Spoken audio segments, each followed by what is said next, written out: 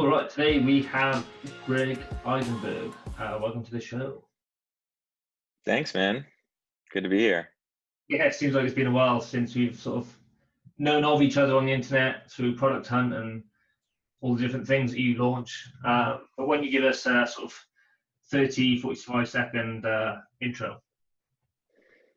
Sure. So I've been building internet communities for the last 10, 15 years in a bunch of different verticals. And right now I'm the founder of a company called Late Checkout, which is a product studio that builds internet communities. And we also have a fund where we acquire profitable internet communities.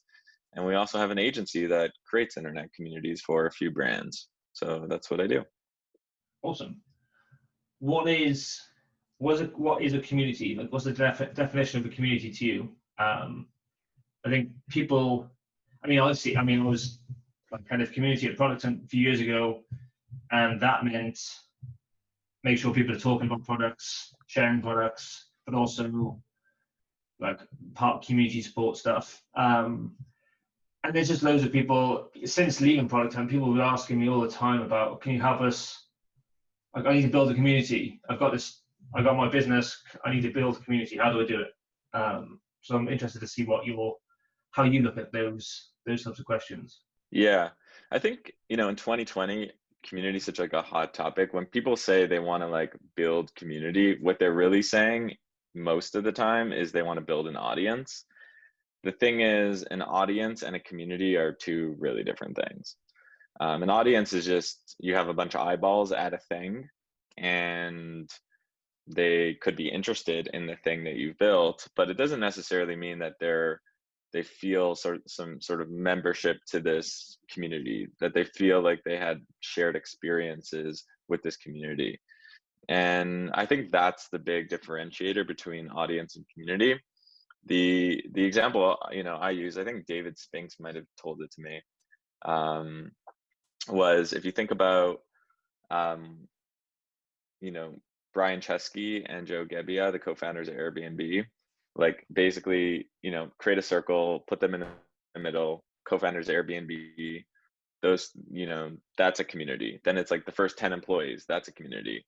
Then it's like first 100 employees, that's a community. Then it's like first 150 employees who are LGBT, and that's a community. And, then it's alumni, and you kind of like and then it's like alumni plus interest, and you can kind of just like keep going out and out. And the more out you go, basically, is the more audience you are, and the more in you go is the more community you are. That's kind of how I think about it. So do you think that a community has to be a certain number or less, even if it's like sub-communities within a community, I suppose? I mean, you can have a community of 1 billion people. The greatest example is like Christianity, for example. Yeah. If you meet, religion is we can learn a lot about how to develop community through what different religions have done, I think. And so I don't think the number is the key thing. I think it's just speaking the same language as the other person, not the actual language, not English or French, but I mean, if you come across them on the internet or in the physical world, that you can say something and you can talk about the interest that or the topic, and that person will, number one, get you, understand what you're saying, and number two, feel like that sense of being at home. I think that's what community really boils down to. It's like people go to Product Hunt and like they see words that they understand, and they see people that they understand, and they see like concepts that they can understand, and they just kind of like feel like home. It's the amalgamation of all those little things. Yeah, that makes sense. I think, it's just like uniting people with like-minded interests. Another piece that I think is like a gray area for community versus audience, because I had this conversation on a podcast a while back. People, definitely when they came to me saying about, I want to build a community, I think it's like, I actually just want to build a load of people who like this thing that I've built myself, who sell it for me, who like do that work for me and talk about it, but not necessarily because I'm trying to build a connection between the people themselves. It's more like the one in the middle out to all the others, rather than the sort of circles are together there and they come together at just my product's in the middle rather than the broadcast type of visual thing I'm seeing in my head. Right. Yeah, I mean, I think, you know, a lot of people now, you know, I've seen on Twitter are talking about like, how do I create a community? And now there's just a lot of people trying to figure out how to do that. And the short answer is there's, you know, there are frameworks for thinking about it, but there's not really like, I mean, the whole thing is that you can't be cookie cutter with a community. That's the whole Yeah, thing, right? Like you can't make someone feel at home through a cookie cutter experience. That's why when I look at like these one size fits all products that like create like you know, create community, and it's like kind of like a Facebook clone type product, and you can like kind of like skin it the way you want. I look at that and I'm like, that's not going to work. You know, like just because you know, let's just say you're targeting like moms in Iowa, like just because you like take this Facebook clone and say like moms in Iowa and have like a bunch of features doesn't mean like your community, A, that doesn't mean that's a community, and B, it doesn't mean that you're gonna actually get people to do it.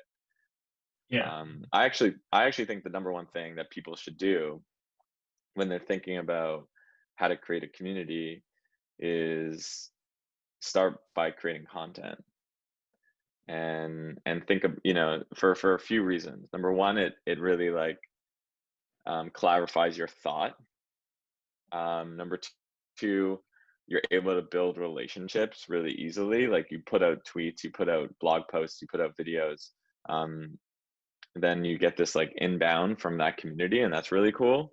And and um, and then yeah, I think that, you know, it's just a fast way to do it, and it does it while you're sleeping. People will read your, you know, it's 4 a.m, people are reading your article. yeah. I think that's interesting. Like some people go out to purposely build a community or try to, and others don't necessarily. And people always ask about because I've got like almost 30,000 followers, which is insane to me. Because I think, why would like that amount of people ever want to like look at the stuff I'm doing? And I've never really had a strategy around Twitter. And you can see, I mean, I've got like Twitter lists, and some of them are like tipsters, basically. Every tweet is sort of a similar format of you can get loads of value out of this, and then this will circulate around. But it's their thoughts and their unique cross section of interests that come across in those thoughts that they're creating to find like-minded people. So even when before MakePad started, I guess it was like I'm trying to launch ideas without code, and that was just like a thing to put out because I didn't know any better. I didn't know what. I was just like, I'm interested in this thing. But it's actually more about the idea of trying to do with that code piece. And then people started noticing that and coming together around this no code thing. And then within MakerPad, now there's like those sub communities of, oh, we're all trying to do membership stuff, or we're trying to do marketplace stuff. We use circles like forum. And like you said, I mean, we've tried Discourse, we've tried Slack, we've tried doing all these other things. And it doesn't matter if you go for one or the other necessarily. Some have better features for what you're trying to do, and some of them just provide, it's just like providing a product for you to enable those things, but it's the connections that actually matter, and the central thing that we're actually trying to come together around. So an example I like is Webflow, or even Figma, like none of them have official communities, but everyone who's using Webflow, using Figma, connects themselves to the Figma or Webflow community.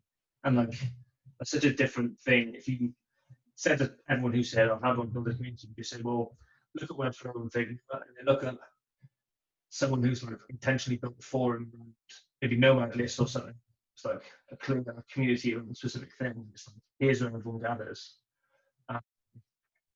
Just to sort of show there isn't that cookie cutter way of doing this. It's like the shared interest, that's the piece. So you've got to really, again, put out that content. You can package it in different ways to to get those people to notice it or realize that there's something like to gather around, I suppose. Yeah, I mean, I think on the content side, like, what you did with like no code, I think was smart because like even if it wasn't intentional, you were just kind of like saying how you felt about stuff. Because it positioned you as sort of like the center of gravity in that, or one of the centers of gravity in that space. And then I'm sure people would just come to you, check your Twitter bio, check your bio, start like clicking around, start interacting with you, building relationships. Um, I mean, look at Product Hunt. Like Product Hunt started in the analog world, from as far as I understand, product brunches, like basically brunches Yeah. in San Francisco, and an email list. So, and with Ryan being like the center of gravity, and in those days, like, a small center of gravity, right? Like he basically just started like amalgamating friends and friends of friends, and it just grew and grew and grew. But I think what he identified really well was that, like you said, like the makers, like they didn't really have a home, Yeah. there was no home for them on the internet.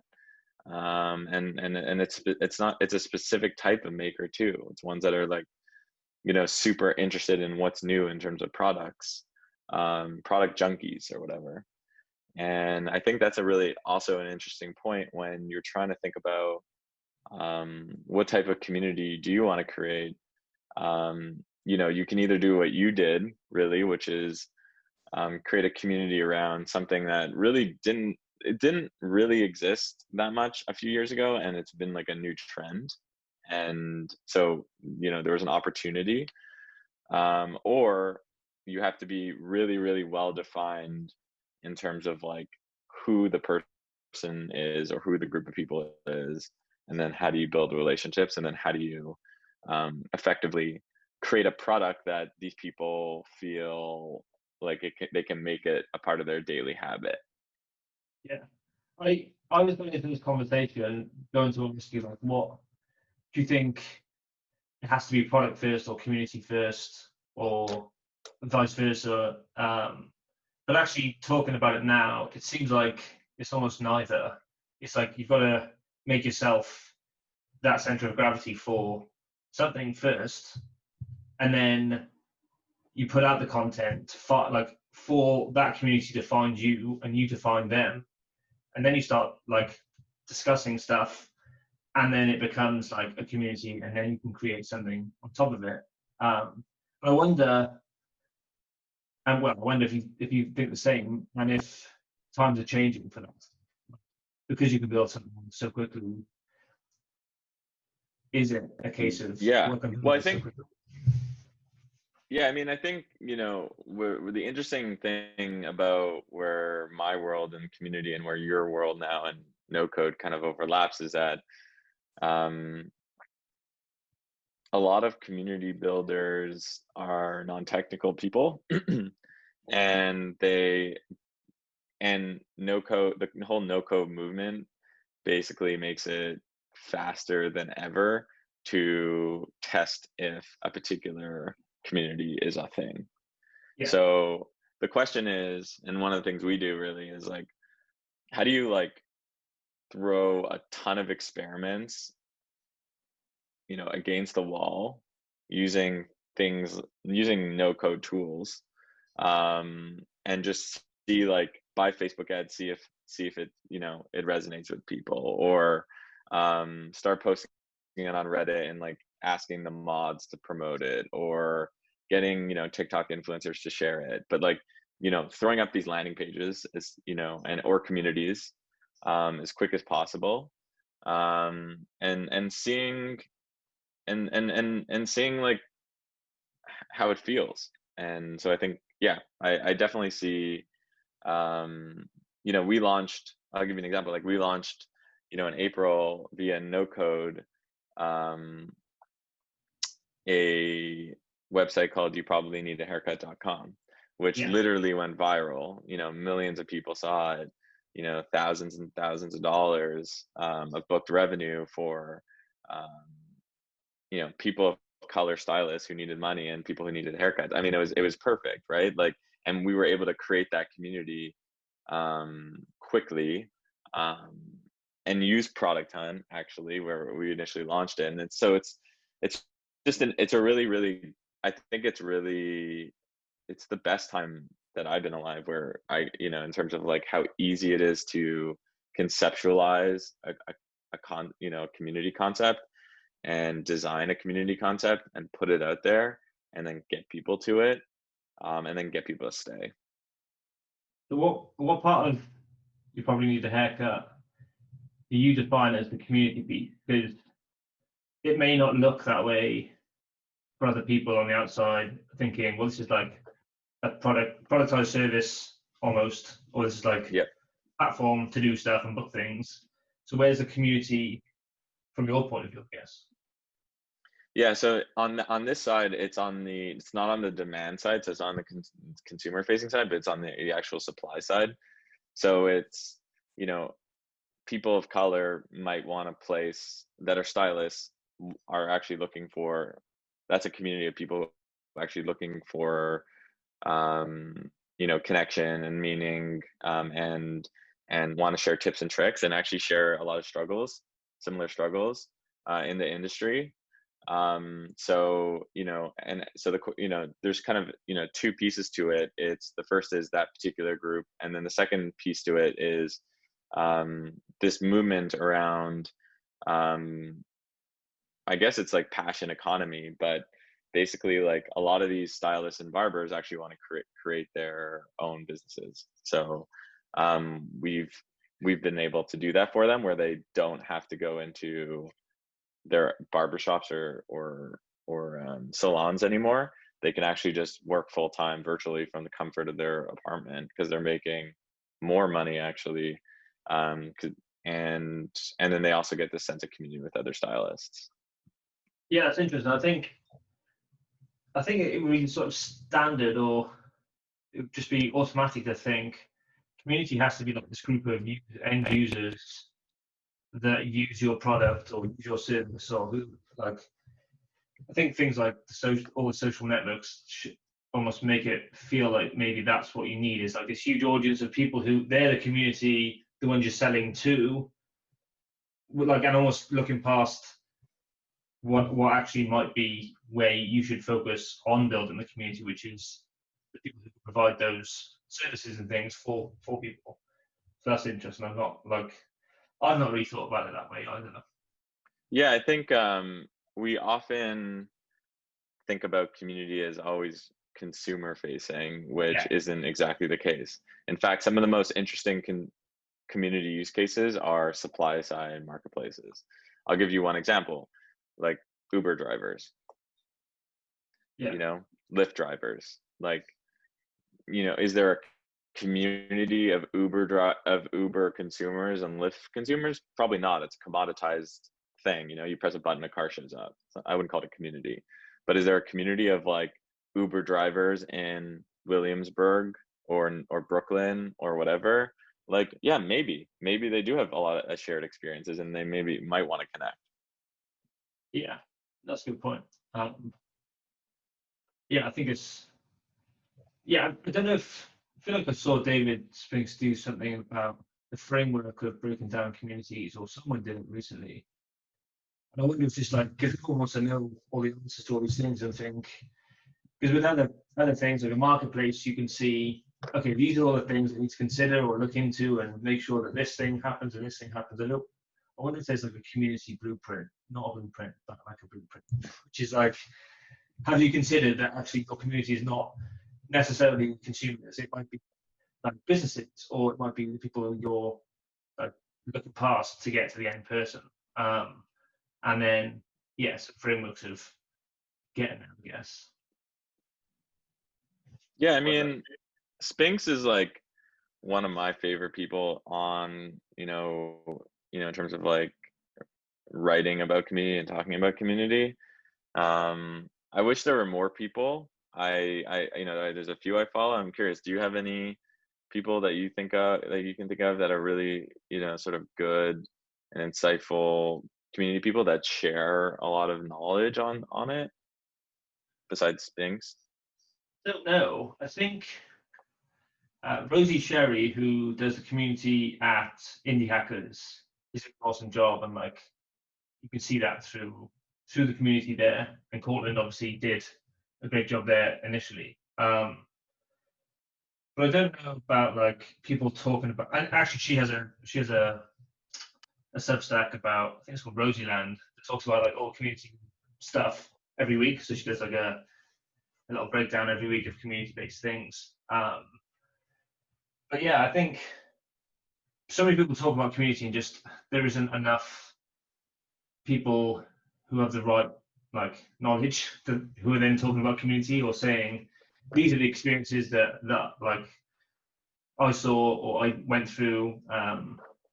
It's almost just like, yeah, build a community because it's like a moat for your company, and there's no real good places or areas to go where that knowledge is actually shared and there's like practical tips. I think there's a guy called Harry Dry who does the marketing examples Twitter, and he just does like loads of marketing here, like copywriting tactics or whatever. There's like threads on Twitter, but it feels like there should be someone there who does like the community version, or someone just like give an actual, this is how you actually learn this stuff.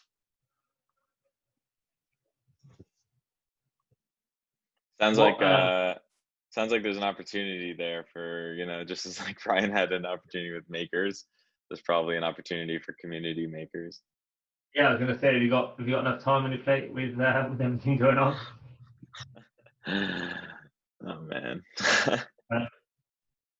So let's talk about actually I'll throw in a question that someone said on Twitter about community stuff, which is what are some of the common mistakes that you see new community buildings make? And I guess we probably touched on a few of those pieces already. Yeah, I think the way I've always seen community is kind of like a perfect party, a perfect house party, where you get in and you're not the first one. That's for sure. Yeah. It's not packed. There's like a perfect amount of people, and you walk in, your favorite song is playing. If you're hungry, there might be like some of your favorite food over there. Maybe the DJ's over there, and you really like that vibe. You see some, a good mix of like new people. You see a good mix of like familiar faces, and you just like feel really good. A community is basically a perfect party. It means there's like those old people, new people. They're positive. It isn't people like hurting other people and being negative about stuff. And there's routines. Maybe the routine is it's a daily or weekly thing. But like using Product Hunt as the example, it's like I go check it every day because the routine is seeing what's new. So and we talked about religion before, like Christianity, you might pray every Sunday. Islam, you might pray 5 times a day. Thinking about how do you enable routines into and rituals into communities is an important part of it staying top of mind.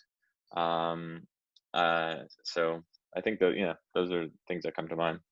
Yeah, I love that analogy of a house party of feeling welcome. Because it could be that that's just something you need to create in your onboarding of someone new in the community. It doesn't mean that, like, if it's 20 people, that is the right number for your community. It doesn't mean that there just needs to be 20 people there. It just needs to be that's what you see when you walk in. So it's like day, hour, week this is the kind of environment we are, and this is how we sort of interact. And then it's almost educating some of people to get to that point of this ritual habit, I guess. So with Megapad, there's like we know there's a lot going on, there's a lot of things to do, and I assume poorly that people just go and figure it out and just like click around and do stuff because that's what I do.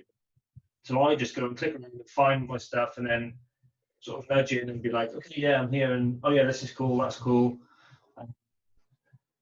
But people don't always do that. And we know we need to work on this. But I really like that analogy of like just welcoming people in and saying, this is introducing you to what this is all about and how to interact and do stuff here. Here's some of your easy tools to use. Here's some of the hardware. Here's some of the cool tutorials that people are always talking about. And also, by the way, on Sunday, everyone ships something and then share about it and we talk about it because of the newsletter. Yeah, I think I'll have to write some of that stuff down and make sure in the final film it. I think, yeah, I really like that. So what do you think? We first connected on Twitter about the podcast only a couple of days ago, I think. I think it was people, that was it. He and Shah talked about the abundance of newsletters. And all of a sudden, the last month or two, probably like a lot of people, I've just subscribed to so many newsletters and start reading everything and having a dedicated folder for all newsletters. And I sort of have it as a feed, which I like to a certain extent, but sometimes I'm like, oh God, I'm going to read 5 things today and I just don't have time.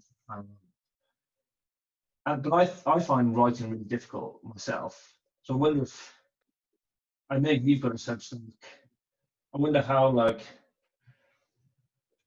important is a Substack type of product? Something that helps you give out something, give you that regular platform to do that cadence of ship stuff. And I wonder if we're going to see more of a shift from just writing to, okay, well, I prefer to do Loom videos. So every week you open it up and it's me doing a Loom video, or it's like me doing a podcast or videos or something like that. I wonder if we're going to see more of that, do you think?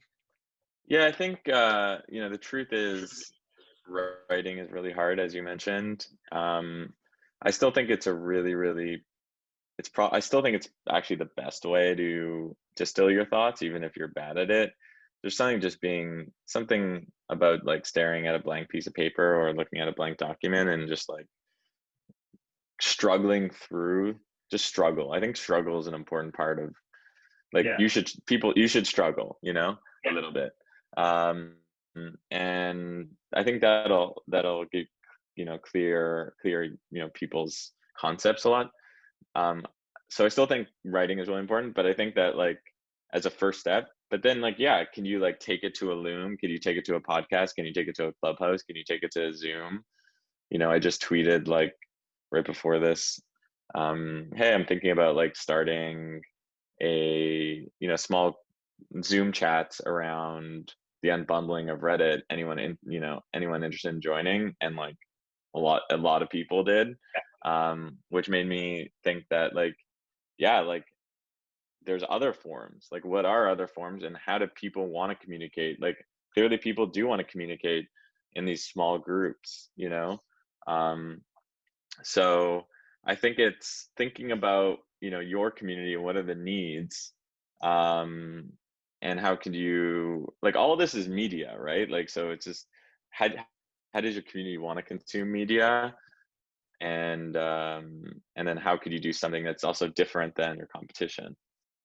Yeah, I think that's part of it, in that it's not necessarily so much noise, but there's just so many different types of things. I could read yours on internet communities, I could read Rosie's on communities in general, I could read Morning Brew, I could read The Hustle, I could read different viewpoints of different things, which I find all of them valuable and high signal. But then once there's so many books to read, because it's that's again another thing to consume, and it's quite long, I suppose, sometimes. It almost becomes too much. And then I think it's just going to be, I think it's similar with actually products, and it's one of the reasons we don't do monthly subscriptions. So I just think there's a ceiling. So many people do so many of the same thing, whether it's your Netflix, Spotify, whatever else. You have so many things going monthly. Aren't people just fed up of so many newsletters or so many monthly subscriptions? It's just I want something a bit different that takes the pressure off a bit of, I've got to read this thing every day or every week. I've got to use this product every month to get the value out I Well, think it's that's a good interesting. insight. That's a good insight because like you understand how people are feeling in your community. It's like, yeah, I might be under, you know, I might be feeling like there's too many Substacks that I'm reading or newsletters I'm reading. And so, and people might be feeling like, you know, they are missing that, you know, maybe it's like these virtual Zoom chats where it's like, it's more of a jam session and just being really, you know, this is where it goes back to like, how are you at one with your community and really being at one with them, and serving, you know, people talk a lot about creations of communities, but what they really should be saying is the serving of communities. So as you're serving your community, um, really just understanding the pulse of that. And I think um, it's different for everyone, I think. And but I will say like thematically, like yeah, I mean people are getting too many newsletters. There is too much content out there. It is feels a lot of the same. Um, Audio is like nice because you can do other things. Um, you know, I do think that people are missing like interaction and meeting new people, and they're looking for new ways. I think Zoom is probably not the platform for that because people have Zoom overload. So, you know, those like thematically, you know, I think we are all feeling a lot of that. So I think it's just about packaging it up in a way that is cool. Yeah, no, I think so too. Yeah, it can be interesting to see what people do. And that's actually this. It got me thinking about your latest thing, late checkout. So I've been really interested in like the startup studio model or like product studio, venture studio, whatever they used to be called, are called. But they never used to be cool. Or they used to have like cool intentions, but I feel like not a lot came out of it that was like, oh, this is epic, and this came out of the studio. Like we should really. It almost didn't work for a venture scale or like to be venture backed or venture related, I guess. But I've seen people and you most recently launch almost like this miniature studio, which is you can have like a theme or an interest around something, which you've got the community side, and then there's okay, we like doing some client work because we want to pay the bills and chat to like work with different companies and everything else. But then there's almost like we can build stuff ourselves, like whatever we want to build within this theme. And then there's the investment side, which is like, well, we can enable more people to build in this theme. And it always seems like that is a perfect combination of everything you'd want to do. Like for me, I think at some point I'll have some sort of studio that has some sort of theme around no code. Do you think there's going to be more of this studio stuff? And what made you like decide on this model and creating a few different things at once, I suppose? Yeah. So I think there's going to be a lot more studio models, especially as distributed companies become more and more of a thing. I think people are just going to band together and they're going to be passionate about X. We're going to be like, hey, like, you know, it's cheap, you know, no code and it's cheap to create stuff. And let's just like go do more stuff. And, you know, in tech, most of us are creatives. So we enjoy being involved in multiple projects because that scratches our creative itch. So I think we're going to see a lot more of it. I don't think anyone's nailed just yet the studio model. I think that'll take years. But I think, you know, what needs to happen is, you know, there's only dozens really of studios that exist. There needs to be thousands or tens of thousands, just like companies. So I hope that happens soon. And then, you know, why did, you know, we start / I started late checkout versus just like going to start a company and raising, you know, when I started Islands, which is my last company, I had an idea. People gave me $2 million on an idea. I built a team and I launched a product. You know, why not go do that again? Yeah. And the answer is a fewfold. The first is, first is I've seen entrepreneurs, raise hundreds of millions of dollars from the world's best investors, hire the best teams, pivot their products to be exactly where the market should be, and at the end, and spend 5-10 years building these companies, and at the end of it, they probably would have done better working at Facebook from a financial outcome. Yeah. There's a reason why VCs do relatively well. Having multiple bets makes sense.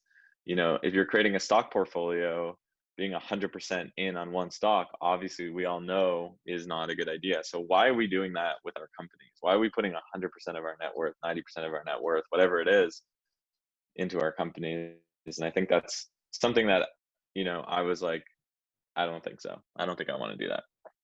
Number two, I believe that the opportunity right now in terms of unbundling Reddit, unbundling Facebook groups, unbundling things like LinkedIn, there's just a tremendous amount of opportunity.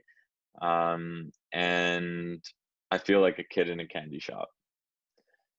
And so personally, I want to work on multiple things because I think there's a ton of opportunity. And I think that, if you launch a lot of things every year, you're gonna hit. And the third thing is, I wanted to start something that was self-funded. So late checkout is self-funded, and I wanted the freedom associated with that. Awesome. Are you still at WeWork as well, or? No, I am no longer at WeWork. Yeah. Oh, cool. That's pretty in there. Yeah. So I really like what you said about building a company. Like, lots of people even land on the company that they end up building and raising money for and having 100 employees because they were trying so many different other things. Like, they're having a creative outlet for, oh, I'm going to build like this thing. Okay, it didn't work. Cool. Let's go and build this other thing. Didn't work. Let's build this other thing. And all of a sudden, okay, now I've got to see this thing through for the next 7-10 years and then get to whatever stage we can. And I know the company changes, so there's similar challenges associated there, but like the idea that it's okay to like have different ideas and pursue different things with maybe the same theme behind it, which is like what you're doing. You're probably, all the things you're going to do are probably related to communities. And it was similar to what I was doing before, where I was trying to launch all these ideas, but the theme was, it was all done with no code. It wasn't necessarily about no code. So maybe if I ever do this again, it would more be about built with no code than just built that way. And I think I like the idea of that, and the fact of when MakerPad started, it was like, well, this is awesome because people can pay me a membership fee and I get to build new things all the time. All I've got to do is remember to film my screen. So I can just try a new product idea. So I'm like, oh, I'd love to be able to build an Airbnb style site. Okay, well, I just try and do it and film it and then like make a tutorial of that. But it allowed me have that creative output of see something that is cool, let me try and build it. So I think more and more people should do that. And I think that's part of no code, is that you can build something really quickly. You can throw it away if it doesn't work, and you've got less emotional attachment. But you can have so many more shots on goal, I suppose.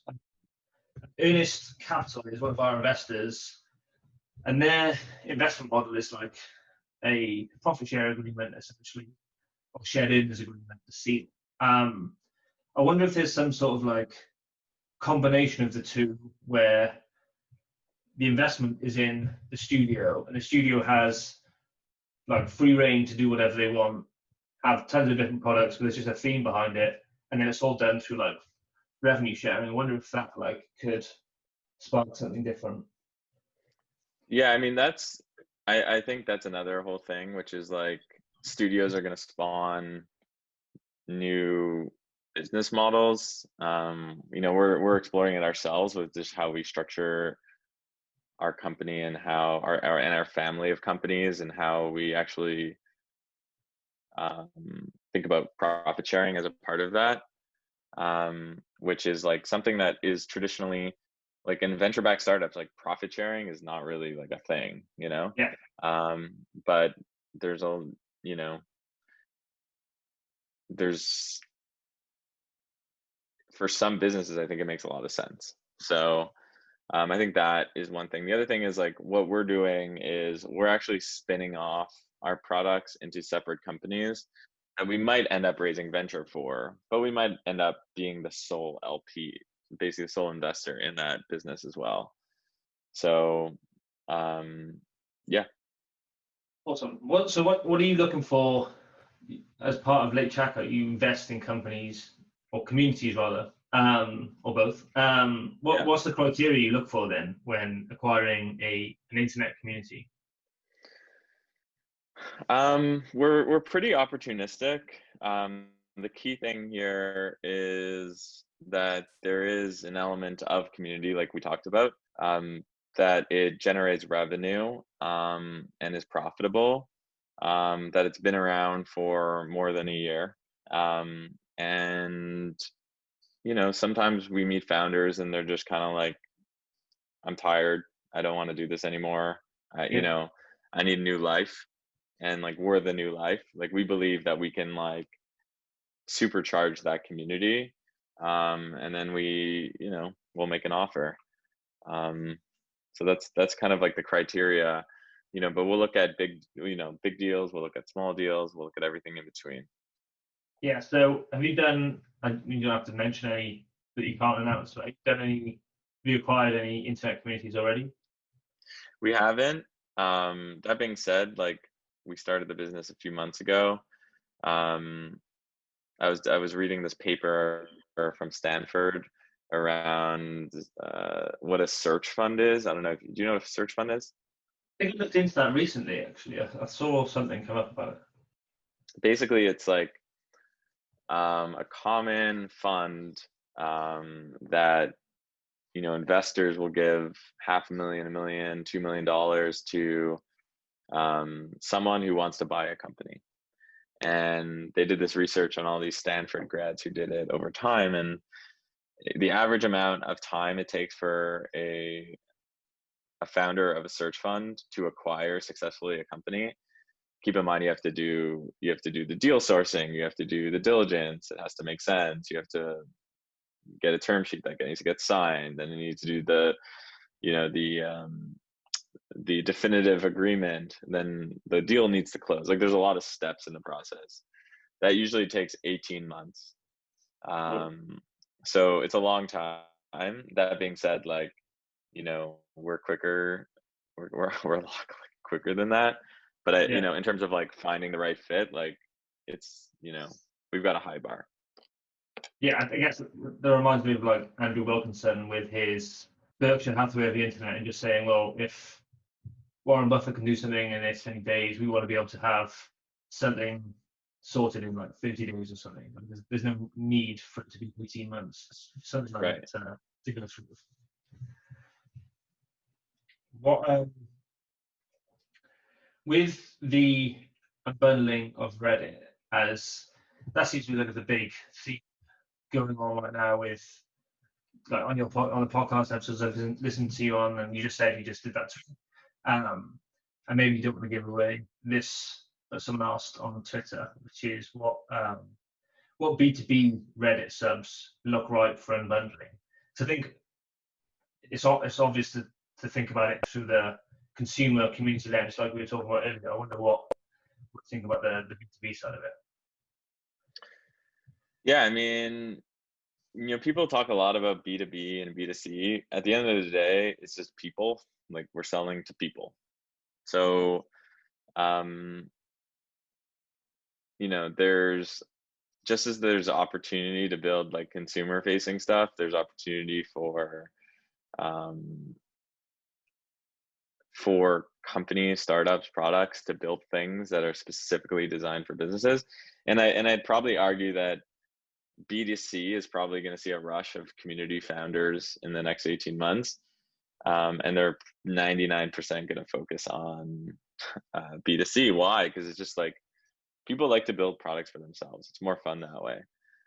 It's, you know, it's more boring to build B2B products, but I think, uh, you know, if you want to make a lot if you want to make money, I think there's tons of opportunity to apply some of this, you know, community framework type stuff that we're talking about, and just focus on, you know, how to, you know, how business owners or people in business could learn about certain things or earn more money, or, you know, insert XYZ utility, and then just build a community around that.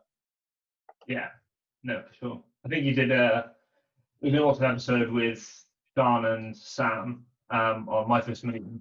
So yeah, I recommend Yeah. everyone to go and check that out, because it was a two-parter as well, wasn't it? It was like really dug deep on the Reddit unbundling, and I mean, I didn't go into that here because that says it all, I think. Yeah, I really appreciate you coming on, and if you've got any closing thoughts, or if you just want to let people know where they can find you, then we can wrap it up. Yeah, I mean, my final thought really, you know, because this audience is more of a no code audience, is that the no code community is probably one of the best positioned to take advantage of all the opportunity that's happening with the unbundling of Reddit. So, you know, I look forward to seeing what that community builds. And you can find me on Twitter. It's at Greg Isenberg. It's my name, GregisEnberg. And that's just some quick thoughts, or you can find longer thoughts on a Substack that I post called latecheckout.substack, which I just post at some frequency when I have an idea I want to get off my chest.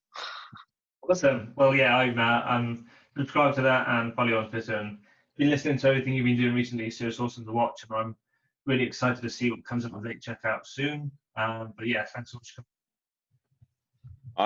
Awesome. Yeah, thanks for catching up and chatting. That was fun. Yeah.